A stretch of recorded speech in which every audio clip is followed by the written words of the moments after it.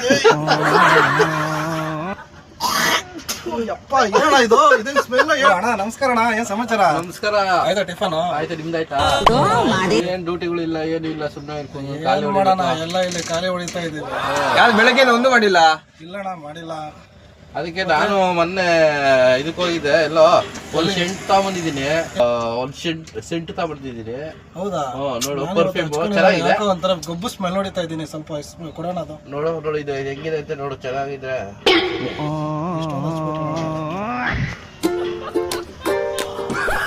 ಹಿಂಗೆ ಖಾರ ಹೊಡಿತೈತೆ.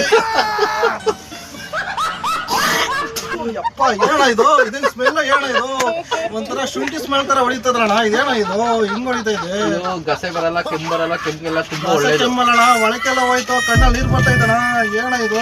ಹೌದಾ? ನೋಡು, ಈ ತರ ಮೋಸ ಮಾಡ್ಬೇಡ, ಸೆಂಟ್ ಅಂತ